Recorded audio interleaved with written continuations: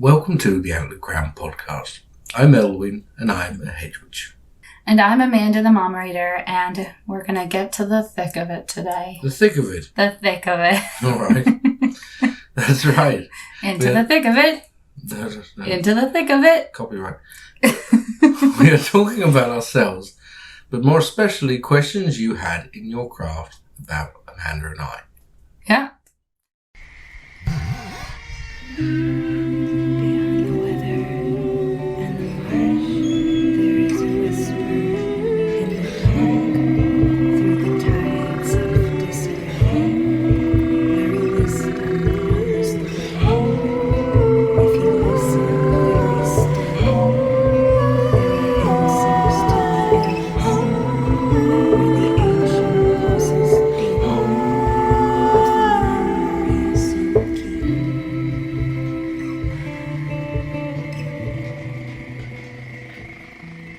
So, do you have any questions for me?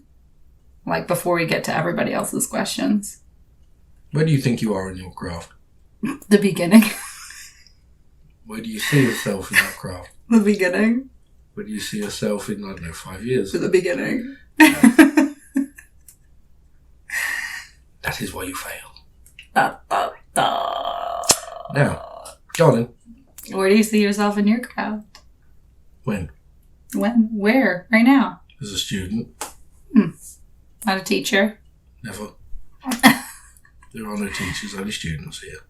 I think everyone could be a teacher and a student simultaneously. Nope. What the hell? Nope. Teachers have to know everything in order to teach, and you cannot know everything in any form of craft. Yeah. You're always learning. Well, you can teach something from your perspective. Yes, but that's more of a guide than a teaching. I see it. Like a prefect. A prefect. Like Percy Weasley. Yes, correct. Little gingy boy. All right. Didn't he have an upturned nose too? No He's need like, to get personal about it.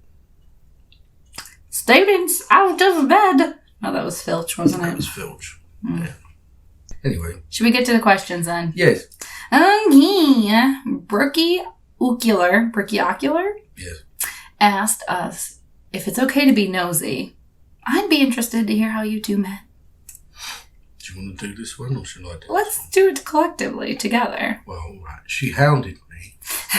Hounded is a bit extreme. Yeah, maybe. All right, fine.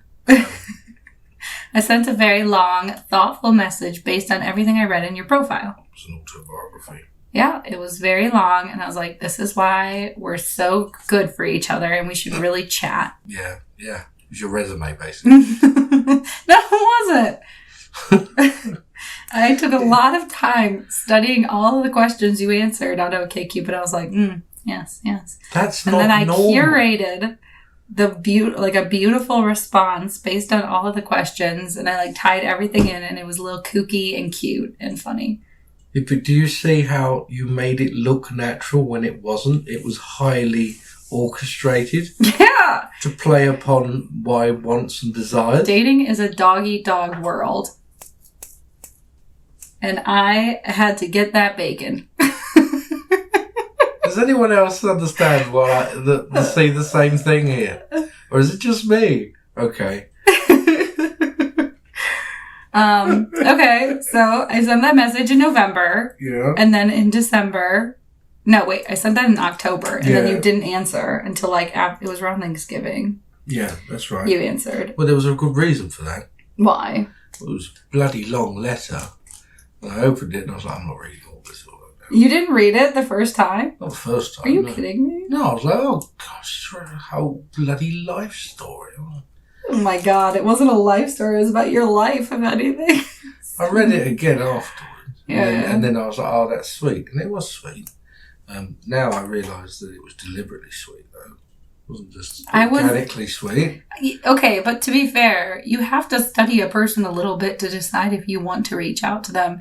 I'm not when you're dating, there's all these guys, especially for women, and I'm sure there are some for men too now, but back in the day, back in the day. You and me, baby. You just get like hit up by random guys that didn't even read your profile and just be like, hey, what's up? And it's like, did you they don't even spend the time to try and get to know someone a little bit to see if they'd be a good match.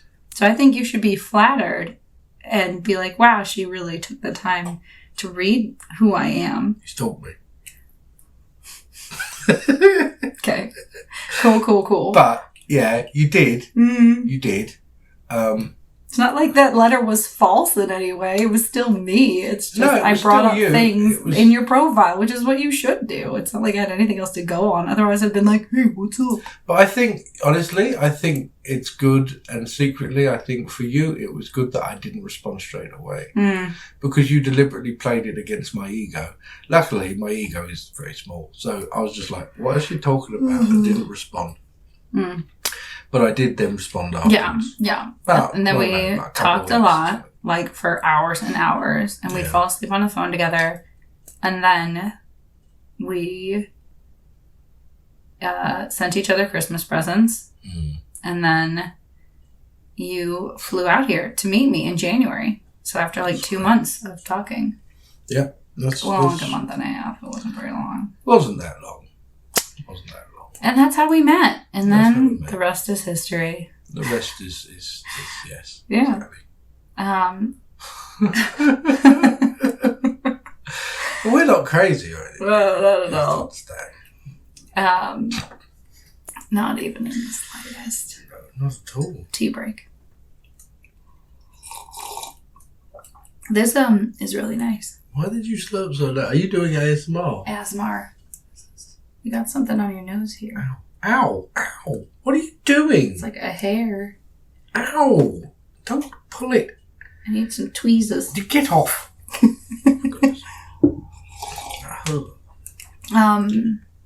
Yeah. This is Wisdom Tea by Bohemian Tea Peddler, by the way, on Etsy. I wasn't even supposed to be on that dating site.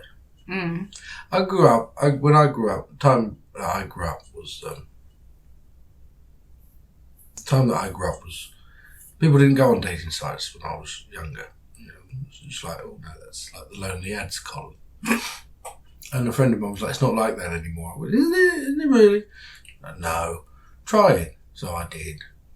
And then like lots of octogenarians kept asking me if I wanted to go out for a spot of lunch. Yeah. Like really like 80-year-old rich women. And turned them down. And eventually I kind of gave up a bit and I was like, oh, sod it. And then you messaged me. Mm-hmm. And there you go. There you go. Yep. That's it. Mm-hmm. Okay. Right. So, Graveyards wants to hear Amanda's story, how you reacted to Elwyn's witchery, and how you came into your own. Well, I don't think I've come into my own yet. I think I'm very much piggybacking off of everything Elwyn does. Well, making me feel as though I don't. No. Mm. That's not true. Mm-hmm. Right. Not at all. My story. I, as many of you know, grew up in a Christian/Catholic household. And I think we weren't like terribly religious, but we would do holidays, especially with the Catholic side. And we weren't allowed to watch certain shows because they had bad words or say certain words.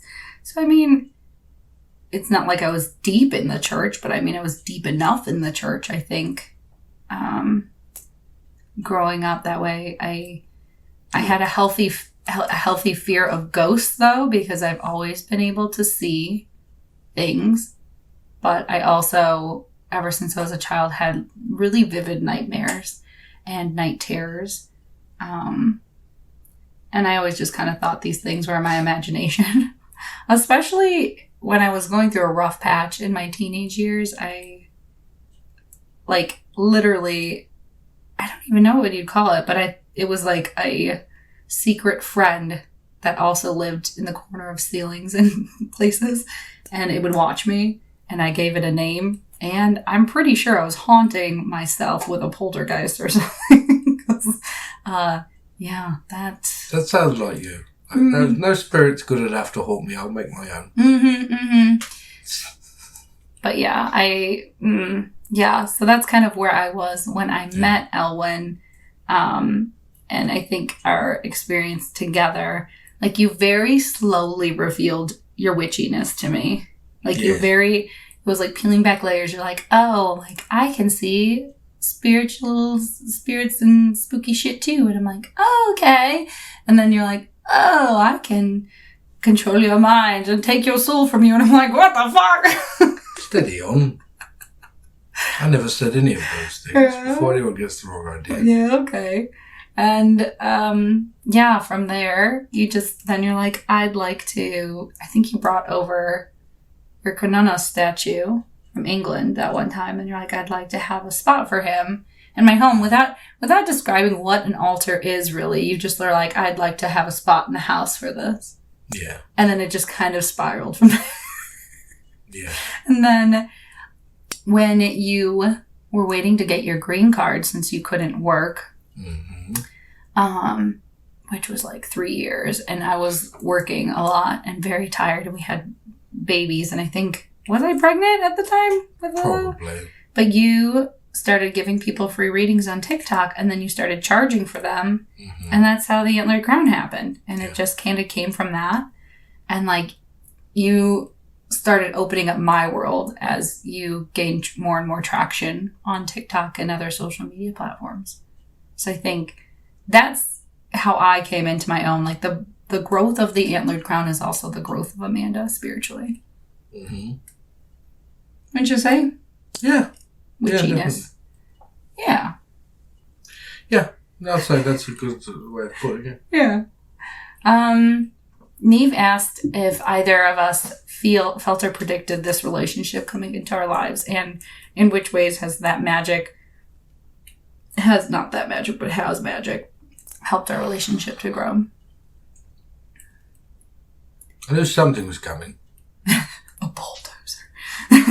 Yeah, it's like, when you see the clouds off in the distance, you hear the rumble of thunder. You're like, it's coming this way. It could be an hour, could be 3 hours.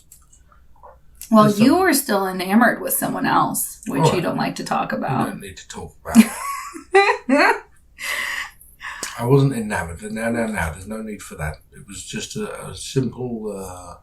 a crush. It wasn't a crush. Yeah. It wasn't like... It was reciprocated in the way of feelings. But right. Then those... It had to end. Yeah, you were their back burner bitch. And you didn't realize you were the back burner bitch. You were like, I'll just keep putting my feelings on the line, even though you're not 100% committed to making this happen. And then I came along. Yeah. Made everything so much less complicated. Yeah, I did. Yeah. You look like life is making you confused. Here, let me help you. Aw, but there's no place you'd rather be. Yeah. Thanks for that affirmation, babe. I did not. I think intuitively I did know something was coming. But did I know on the surface? No. Like, there wasn't this strong thing like, do this. But, like, why would I open up my parameters and, like, do it, take the zip code modifications off the app? You know what I mean? Why would I open it up? Because I didn't do that on all of my apps, just that one specific app. I mean, why would I even go on the bloody website? There you go. I do think we were pushed towards each other, especially in that way. And also, for me to spend that much time on a message, like, and having this strong of a crush on someone, wasn't really... Let's just say I was a very Aries and, like, kind of love them and leave them type for that year. And I had such a big crush on this guy. I'm looking at his pictures all the time. Like, oh, I really like him. I hope he answers. I got real hung up. One of them, it was the photo of me and the polar bear. Yeah, you and the polar bear. Yeah. I remember that day. Did you spell that one or something? No, you know what it was? Yeah. Someone else took that photo. Oh, fuck. Was it a girl? Yeah, it was. Oh, damn. I don't know. That makes me feel bad. Why? You were just my friend. Yeah. She went out with my friend. She used to go out with my friend. She wouldn't Oh, go out with me.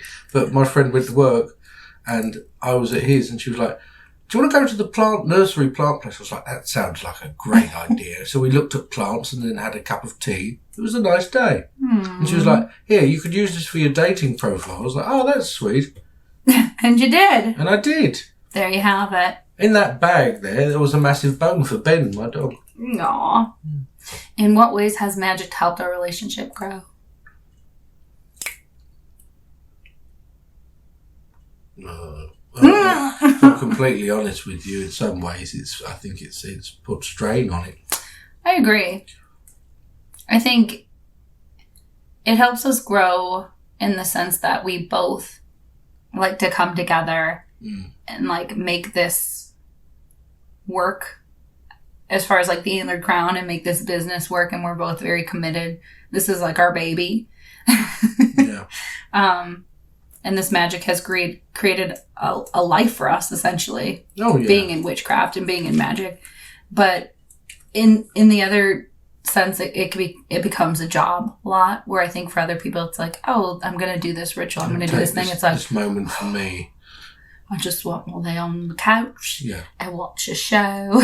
It's like, instead I'm working on the website late at night, or you're doing readings late at night or early in the morning, and it's a constant thing, which takes the fun out of magic, which I really think is going to be my New Year's resolution, is to set aside time for magic, for me, for fun that I want to do. When magic becomes an everyday thing, yeah, it becomes a mundane thing, right? Then is it still magic? I don't know. Probably. I don't know. It probably is. I still love it. Yeah, we're not complaining. We're very blessed. Yeah. But to answer the question, did it make our relationship grow? It put us through a lot of trials, and our relationship did grow from those trials. Yeah, yeah.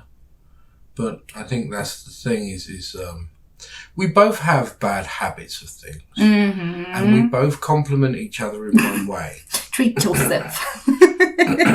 We treat ourselves to each other. Kind of. But it's more that she tries too hard at everything. I don't try hard enough at everything. But together, I remind her to stop giving too much of a shit, and she reminds me to start giving more of a shit. Yeah. And that way, it's like Jack Sprat and his wife. Who's Jack Sprout? Jack Sprat. Who's that? Jack Sprat could eat no fat. His wife could eat no lean. But together, they ate the bloody thing. Are you saying I'm fat? No. I'm very confused. What? Never mind. Barefoot Witch asked, what do you miss most about Cornwall? I think even England would probably be, because you weren't living in Cornwall when we met. No, I wasn't at the living there time when we met. So maybe England and then Cornwall specifically. I miss the sea. Me too. I don't miss the people. They're fucking miserable. No, I'm not talking about like family and friends. I just mean the general public. Fucking miserable. Miserable. Well, it is. It's so funny when you ever ask like a British person, like, "Oh, what's up? What's going on?" Like the American response is like, "Oh, I'm fine. How are you?" The British person would be like, "My fucking cow ran off. Cow ran off. My kettle doesn't boil. Everything's gone wrong. The government shit." The government, complaining about the government is the one thing that really annoys me. The weather. I'm like, what? Like, hearing a British person complain about the government annoys me. But even I'm British. Because it's like, well, what's the point? You're not going to do anything about it because you're British. Anyway. But it's true though. But, like, yeah. The people endearingly, as a matter of fact, I rather like when I ask someone if they're alright and actually tell me they're not. Because it means they're being truthful. That's true. That's not what I meant. I just meant the outlook can sometimes be a little bit closed off. Yeah. But you get that with Americans here as well. Right. So, you know. So, no, I miss the sea. And I also miss the forests. Especially. They're not the same as the forests here. Forests here are mean. Forests here have a very different idea and interaction with what human beings are. Mm-hmm. The forest in my country knows what human beings are because we've been around them a lot longer. When I say human beings in this sense, I mean the white ones especially. Mm-hmm. Here, human beings, certain spirits of forests and places like that, have learned to associate people with bad. Mm-hmm. Not so much in my country because of difference of perception, Right. and what's happened. Right. Yeah, but that is one thing. What about Cornwall specifically? What do you miss most? The sea again? It's women. No, it's a joke. No, you right now? Mm-hmm. Is that better? Mm-hmm.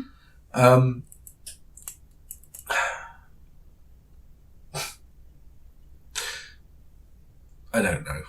Okay. I don't know. The sea. I suppose the sea. I was going to say the cider, but that sounds really stupid. But the cider. Some cloudy cider.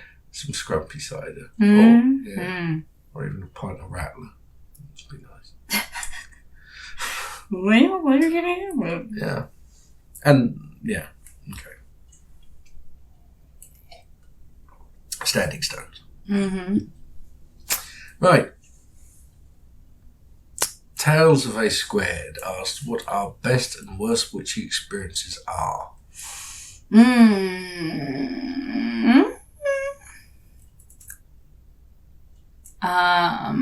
Best witchy experience. I don't think I was aware we were doing it, but when we conceived Willow. But I feel like that was magic. All right, then. Mm. Let's not go too deep into that. Poor Willow's gonna listen to this one day. Sorry, we will. Personally, it's always magic, but that particular time, fine, whatever. Well, when we were conjuring magic, I don't know. You can't tell me it's magical every time. Sex with sigils. Ooh. What? No, it's just difference of opinion, I suppose. That's all. Best experience. My best experience is way before you. Oh. It was the first time I cast a circle round. I must have been 8, 9 years old. Aww. I cast a circle round and then fainted. Yeah. Yeah. It was really kind of heady, and I started almost like fumes. I was overcome by fumes, and I passed out. Oh my gosh. Yeah, it was amazing though. Like before I passed out, it was ecstatic. Yeah. Yeah. And it does get to a point in your practice where you cast a circle and you are kind of looking for that same reassurance in what you feel. You realise that you are what's the word? Tolerance. Your tolerance is built to it. So you may cast a circle or lay around, but it's not the same as when the first time you did it. Yeah. I think worst witchy experience would be any time I see something scary, or they try to appear scary, and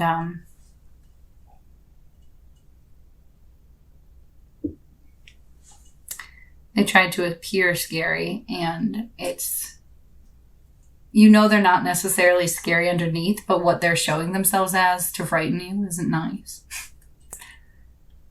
Fair. Mm-hmm. But see, the thing is it doesn't work. I know it doesn't, but it's still scary. I know. Yeah. And it's not, at least when I see spirits, it's not an initial thing. It's like you have to take a few seconds to be like, no, you're not what you're trying to show me you are. Does that make sense? Like the initial jolt of it, you're scared. And you're like, oh my God, what the fuck? And then you turn away and you're like, wait a minute.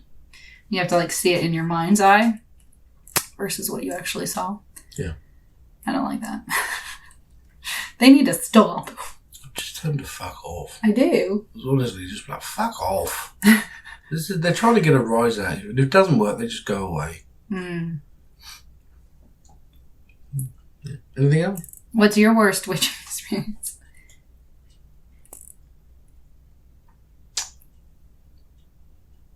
I don't know if I had any that are inherently bad. Yeah. I can't think of any. Do you think of any? There's never a time like when you've been meditating or like even Odin like pressuring you to work with him, I think would have been a bad time. Yeah, but it wasn't bad. I just said no. Yeah. It wasn't like the worst. the worst. There was the one time someone tried to use baneful magic against me. Yeah, and they're affecting the lives. Yeah, and they were affecting that the was lives. pretty rough. That was annoying. But then we dealt with that. Yeah. Got nasty. Got nasty, didn't we? Very nasty. Very nasty indeed. Alright. Yeah, so... Yeah.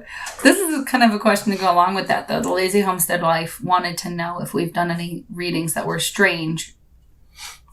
I once read someone...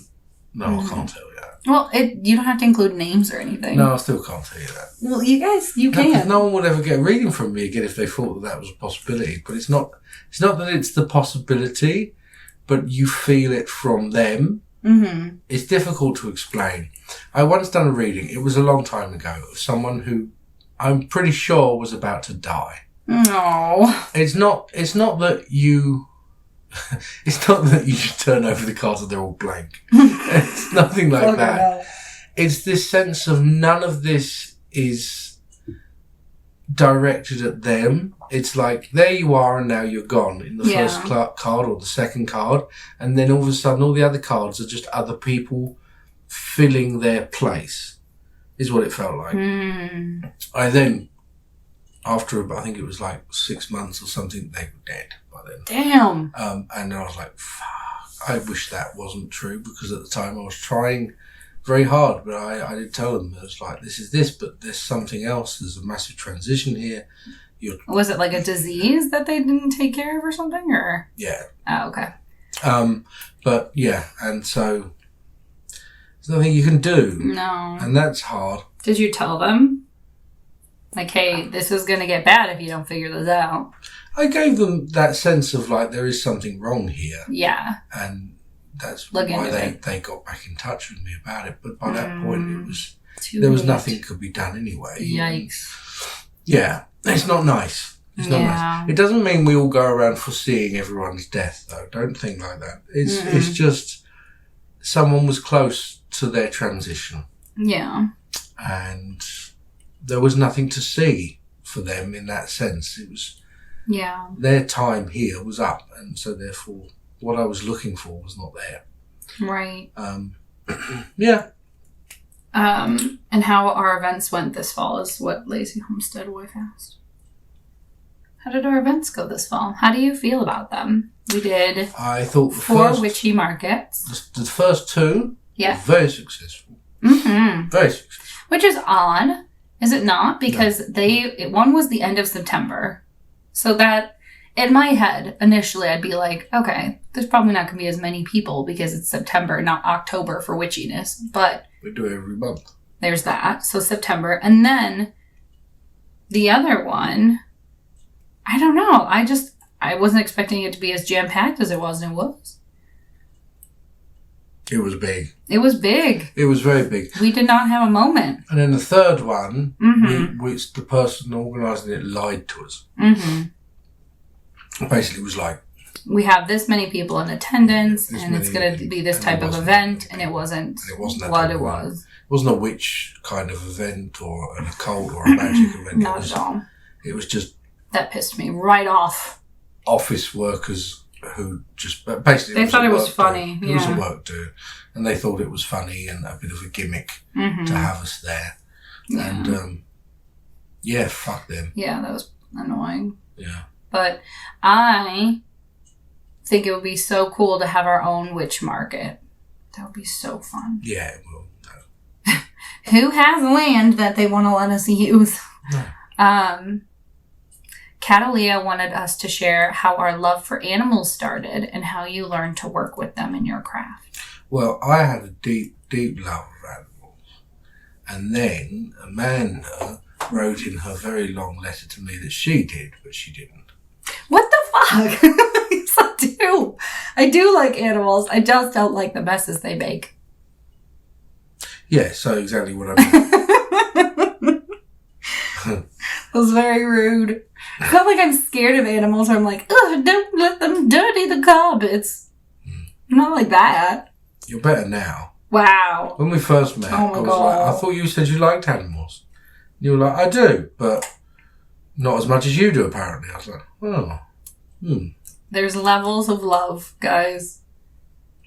Like, there's people that let animals lick inside their mouths, and there's people that don't. And I'm one of the people that don't. No one And he's lets one them- of the people that does. I don't let them lick the inside of my mouth. Yes, he does.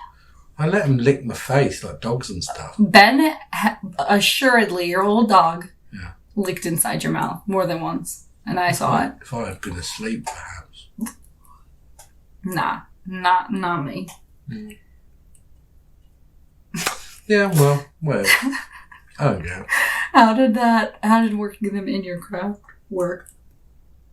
What? I don't know. What? What did you just say? And how did you learn to work with them in your craft?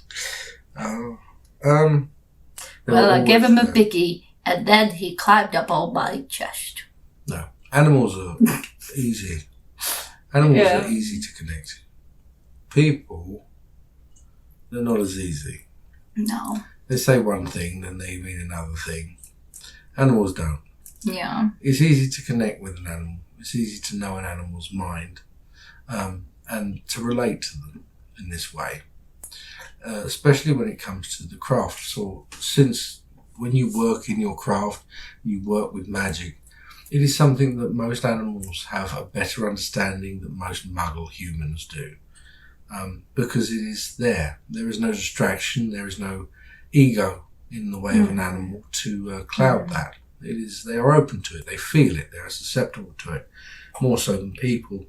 So working with animals in your craft is easier, Yeah. I found, Yep. I agree with that. than working with people. Which is why I was never in a coven.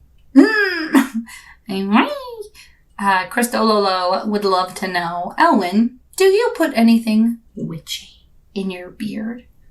Just me. Just my chin. My witchy chin. That's not true. You put beard oil and balm in there sometimes. Sometimes. Little I beeswax. don't do it all the time because what happens is you just get bad skin. Mm. Like you go to sleep and the oil is, it's not good for your skin underneath. Yeah. And I get beard dandruff otherwise. So I have to shampoo it and then I add just a little bit of oil or beard balm. Would to you help. call that bandruffed? No. Beard dandruffed? Beard No, it's duff. just beard dandruff. Beard duff. So, yeah.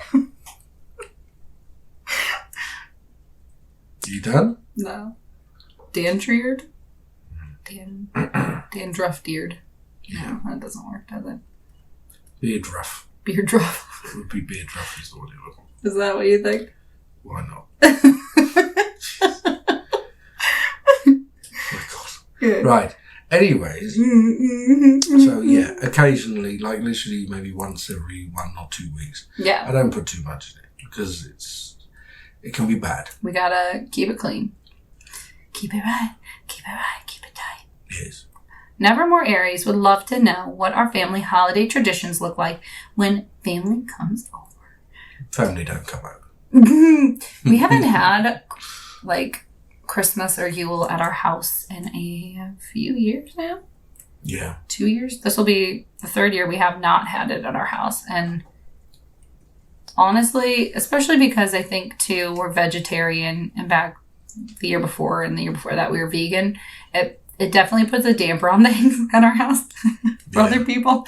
And also there's not much room here anymore. We're bursting at the seams, guys. Like there's no place to stay or sit. If we have to like extend the table out, like especially with our couches before, it just was tight. it's been tight here. My family tradition used to be Mm-hmm. you'd have a huge banquet of food. Yeah. Because obviously Christmas in England is about roast dinners. It's about a Christmas dinner. Christmas dinner is like a roast dinner. You have roast potatoes, you have vegetables, all sorts of parsnips and things, and swede. You would also have pigs in blankets, and you would have meats as well. So you'd have like brisket, ham, pork. Meatballs. No. Euros. Turkey, goose, chicken, venison and pheasant, if you could get it as well in the country. And there was just too much food. And then everyone would just eat that for about 4 or 5 days straight. Dude. That was it. But y'all don't, where do you put all this? You don't have the fridge space. You don't have the oven space. Do you like have to cook it for 3 days before Christmas and like just reheat everything? Like, where are you keeping all this preserved and heating it up? You start the day before Christmas. Everyone starts before Christmas.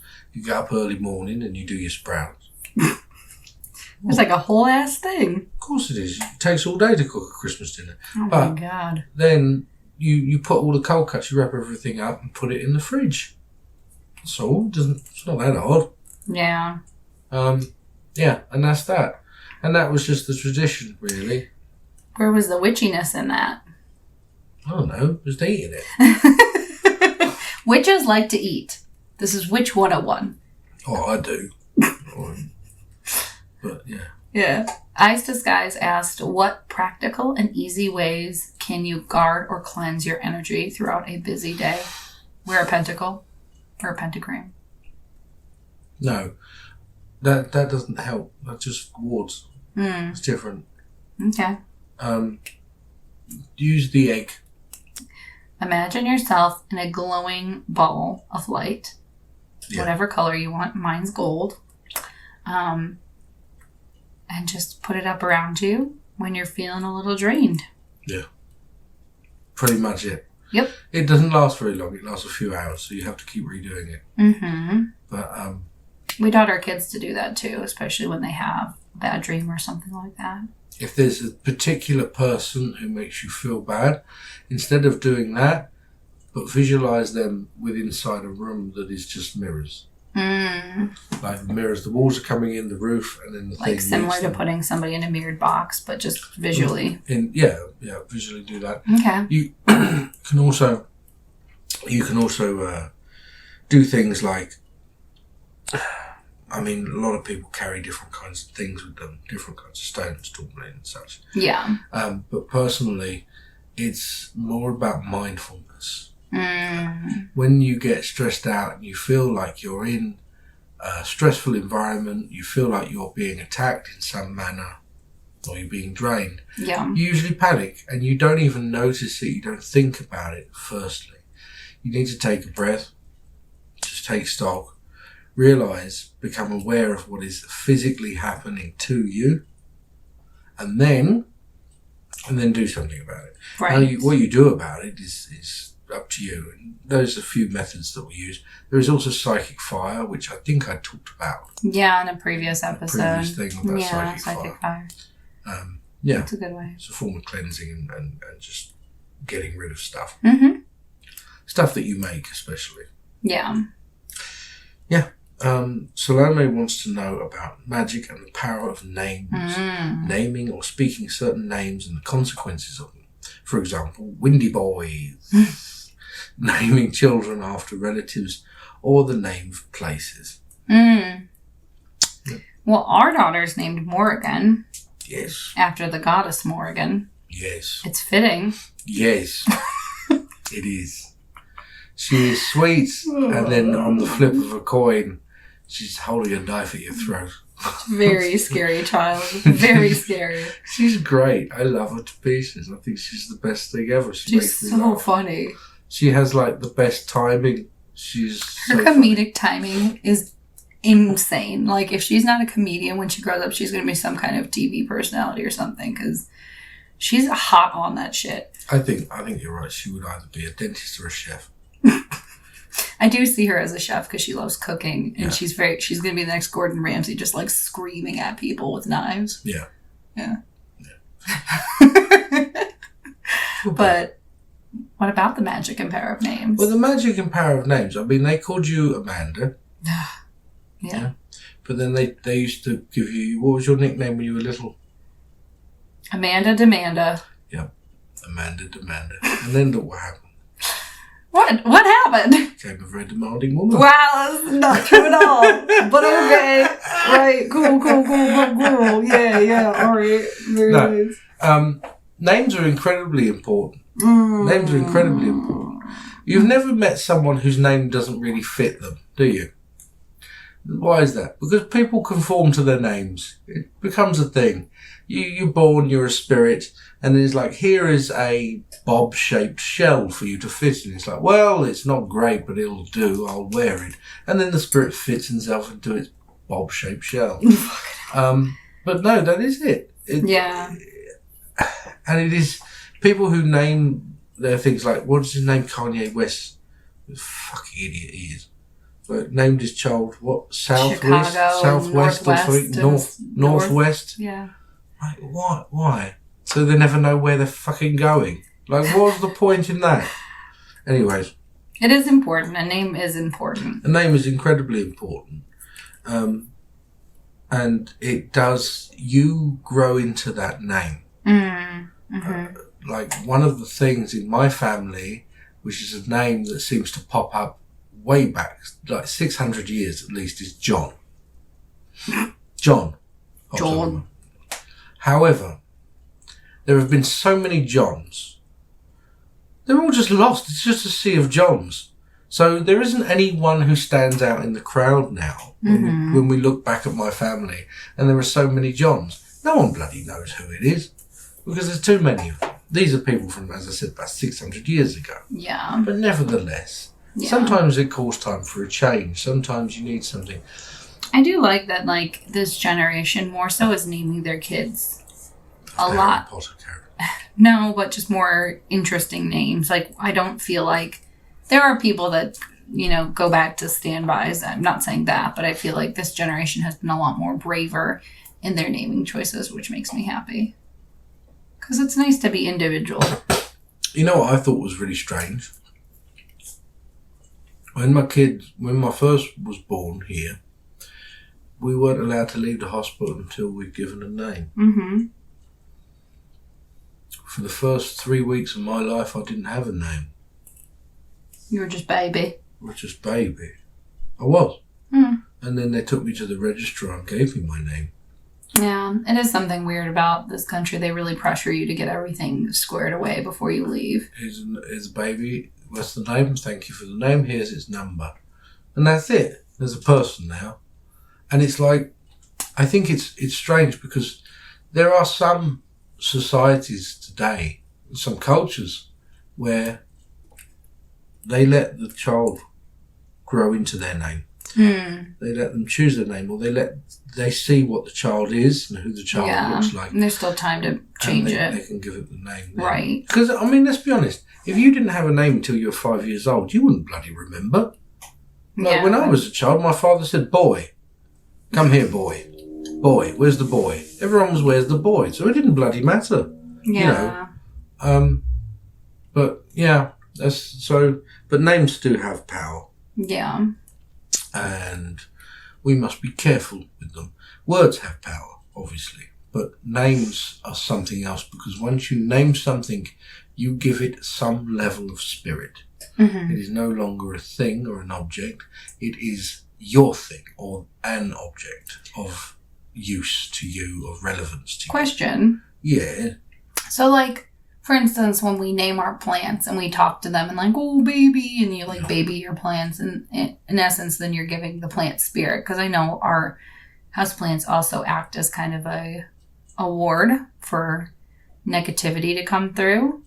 What? They work as a trigger. Your houseplants sometimes can be the first to suffer because they are quite sensitive to influential energies. Is that what you mean? Yes. Yeah, but we don't give our plants spirit. They have spirit.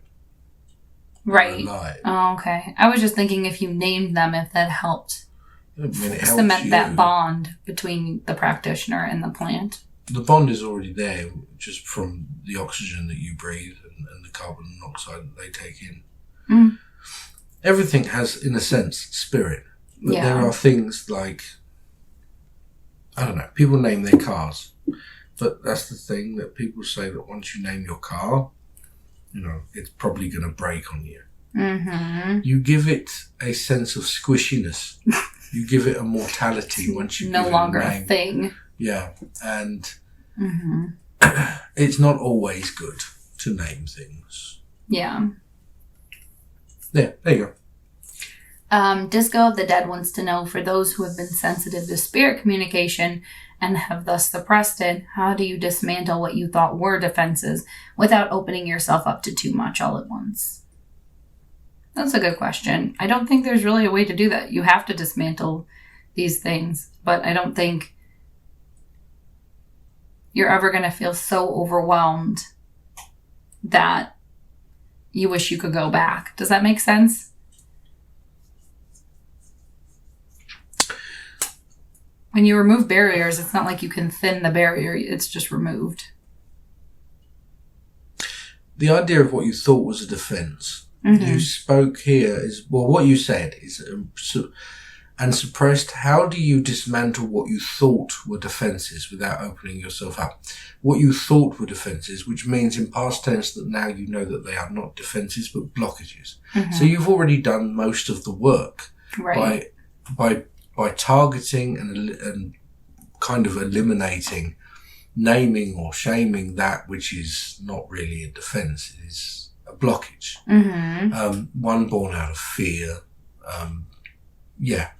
But I was actually saying this today. Children are sensitive.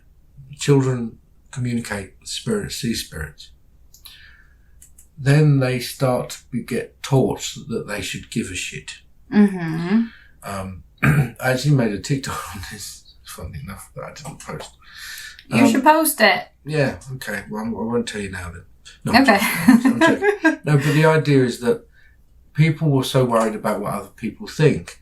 Mm-hmm. Yeah, and the idea is not actually the worry of what other people think. It's what you think, because that's the bit that matters. What other people think is just what influences what you think, and what you think is what stops you.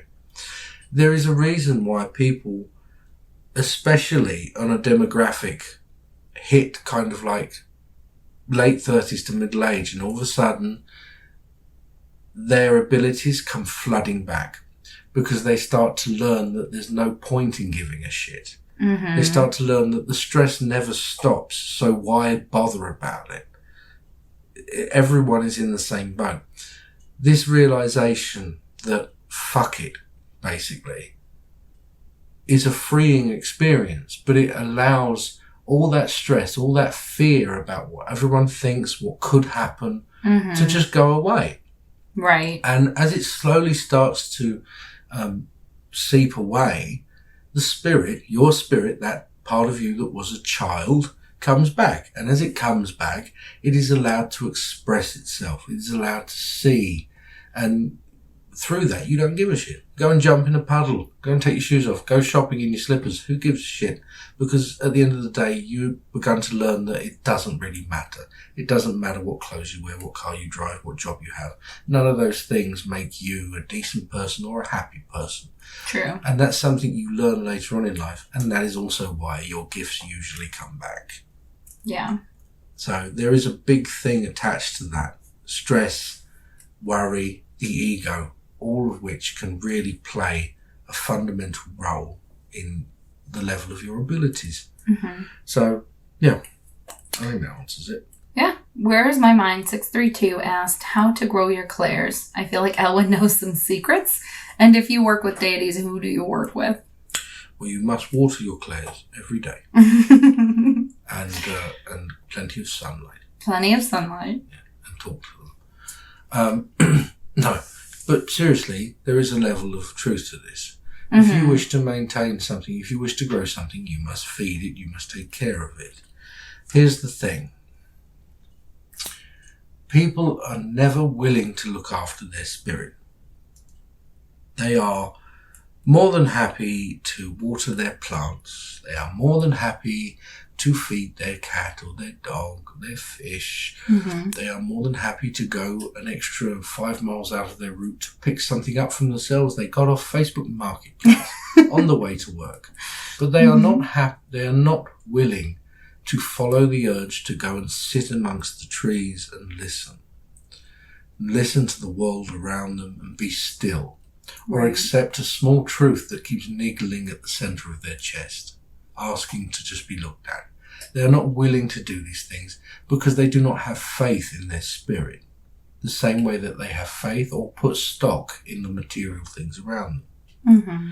The day that you begin to treat your spirit the same way that you treat your physical body, the same way that you treat the animals around you, the plants around you, and your life, is the day that your spirit will start responding in kind. And that is the truth of it. You wish to see spirits, you wish to communicate with spirits in your clear senses, Mm-hmm. then start believing that your clear senses can see, hear and communicate on the same level, in the same amount of strength that you do in this world. There you have it. Mm. And if you don't love yourself, how the hell are Yes, you going to love anybody else? Can I get an amen? A little bit of RuPaul fucking wisdom right there. That's right. Bellamy asked, how do you know when you've been given your animal guide from the old one? Is it in spirit or is it physical? It can be either. It can be either. It can be either. It depends on what serves you best, to be honest Mm. with you, and what you need. Yes. However, it does not need to be instantaneous. It can take some time. We talked a bit about familiars before. Yeah. However, he is the father of all impish spirits. So, you have to expect there to be some form of reckless mischief afoot. Okay? Oftentimes, that which you are given will be a spirit form of familiar. Do not try to focus or adhere it to a shape. Mm. Okay? Because the shape that it truly has will not fit for you. Oftentimes is why the witches in the old days, in their confessionals, that they have a huge black cat, or a dog, like the one they call Vinegar Tom, These are not actually such creatures. They're not creatures like that. However, it is what their mind puts them in the scope of. So as long as you remain open, it will come in what is most pleasing to you in its form. Okay? But oftentimes it will be in the form of a spirit. Mm. But remember, this isn't a spirit in the same way of the spirit of the dead. These spirits are around. Mm-hmm. And so, therefore, they are part of this world as well. So they can take a very real view and appearance as well. Yeah. Well, you can find us on TikTok, Instagram, and Facebook as The Antlered Crown, or on YouTube as Elwyn the Witch. I offer a variety of readings, including bone, tarot, medium connection, and deity confirmations, as well as a spiritual consultation, which are all done live and scheduled via Zoom. I am also offering spell work and custom merchandise, all of which you can find on my website, theantleredcrown.com.